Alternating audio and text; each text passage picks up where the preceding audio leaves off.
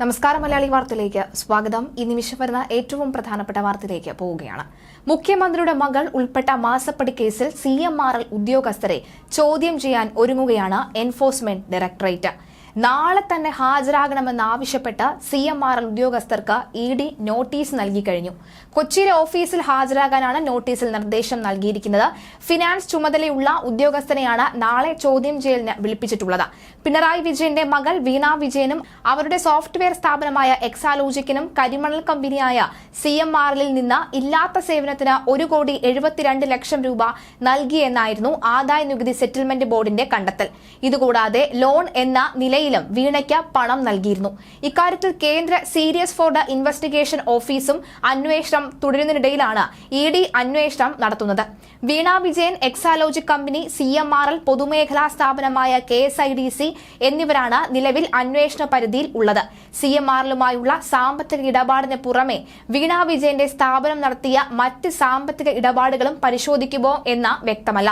എന്നാൽ ഇല്ലാത്ത സേവനത്തിന് വീണയുടെ കമ്പനി പണം വാങ്ങിയത് കള്ളപ്പണം വെളുപ്പിക്കലിന്റെ പരിധിയിൽ വരുമെന്നാണ് EDയുടെ കണക്കുകൂട്ടൽ. CMRLന്റെ ബാലൻസ് ഷീറ്റിൽ കള്ളക്കണക്കിന്റെ ഇത്തരത്തിലുള്ള കണക്കുകൾ ഉണ്ട് എന്ന് ആദായ നികുതി വകുപ്പും കണ്ടെത്തിയിരുന്നു. അന്വേഷണത്തിന്റെ അടുത്ത പടിയായി വീണയടക്കമുള്ള എതിർകക്ഷികളിൽ നിന്ന് രേഖകൾ ആവശ്യപ്പെടും. സഹകരിച്ചില്ല എങ്കിൽ റെയ്ഡ് ചെയ്ത് പിടിച്ചെടുക്കാം. തുടർന്നാകും ചോദ്യം ചെയ്യൽ. ആവശ്യമെങ്കിൽ സ്വത്തുക്കൾ മരവിപ്പിക്കുന്നതടക്കമുള്ള നടപടികളിലേക്ക് എൻഫോഴ്സ്മെന്റ് ഡയറക്ടറേറ്റ് കടന്നേക്കാം എന്നുള്ള ഒരു അറിയിപ്പും വരുന്നുണ്ട്. എന്തായാലും നിലവിൽ CMRLുമായി ബന്ധപ്പെട്ടുള്ള ഉദ്യോഗസ്ഥരെ, ഫിനാൻസ് ഉദ്യോഗസ്ഥരെ തന്നെയാണ് വിളിപ്പിച്ചിരിക്കുന്നത്. നാളെ ഹാജരാകാനാണ് നോട്ടീസ് നൽകിയിരിക്കുന്നത്. ഇന്ന് അല്പസമയം മുൻപാണ് ഈ നോട്ടീസ് നൽകിയിരിക്കുന്നത്.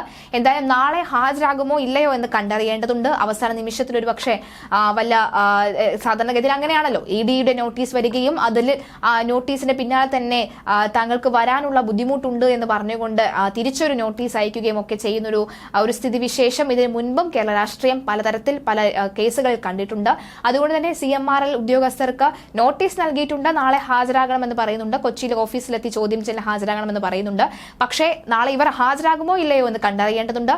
ആദ്യപടിയ നിലയിലാണ് CMRLലെ സാമ്പത്തിക വിദഗ്ധരെ ചോദ്യം ചെയ്തത്. അതിനുശേഷമായിരിക്കും വീണ വിജയനിലേക്ക് കാര്യങ്ങൾ നീങ്ങുന്നത്.